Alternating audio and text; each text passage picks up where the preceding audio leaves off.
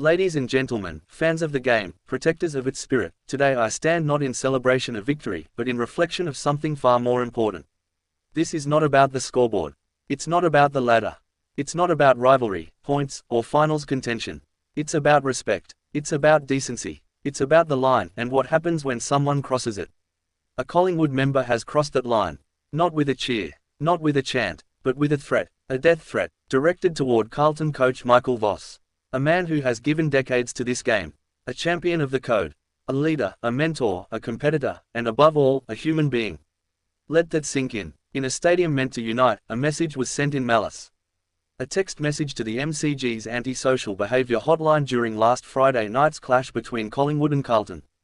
A moment when football turned into something darker.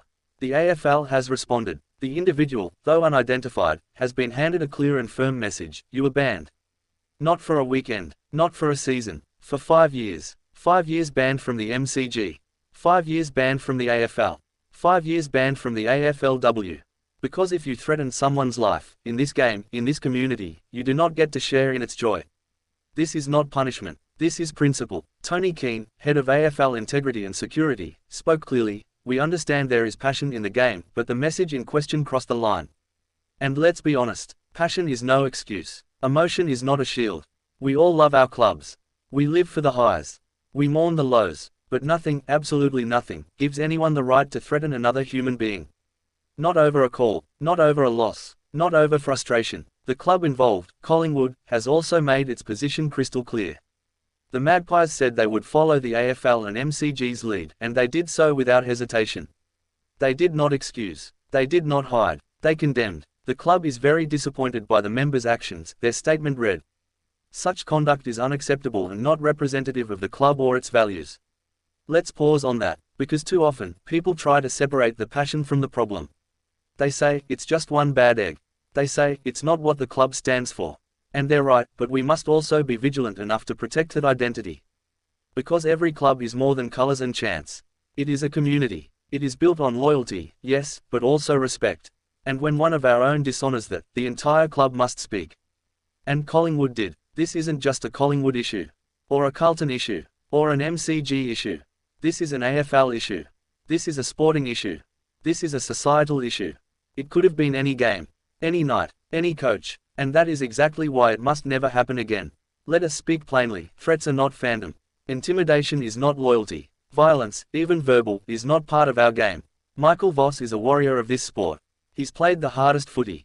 He's lifted premiership cups. He's earned respect across states, across decades. And whether his team wins or loses, he deserves safety. He deserves dignity. He deserves support. Every coach does. Every player. Every umpire. Every staffer. Every fan. The Pies may have won last Friday by 56 points. But that margin means nothing in the shadow of what happened off the field. Because the real scorecard here is moral. Carlton now sit 12th on the ladder. They host the Brisbane Lions at Docklands on Thursday. Yes, there's pressure. Yes, there's frustration. But that pressure can never be used to justify threats, rage, or hate. Our game is built on hard tackles, not hard words. On fierce contests, not personal attacks. On rivalry, not rage. This isn't about going soft. It's about growing wise. It's about understanding that in 2025, we are more than just footy fans. We are role models. We are examples. We are the legacy that future fans will follow. If we allow threats to be shrugged off, we allow culture to rot from within. Let this 5-year ban be a lesson, not just to the individual, but to all of us. Let it be a reminder that the boundary between passion and poison must be guarded. And guarded fiercely. This game has given us heroes. It has given us legends. But above all, it must give us safety, respect, humanity. Let every member know, if you threaten someone, you lose the right to be part of this community. Let every fan know, your love for your club must never be louder than your respect for its opponents. Let every child watching from the stands or the couch understand, passion must be fierce, but never cruel. We have a duty, to the players, to the coaches, to the game, to do better.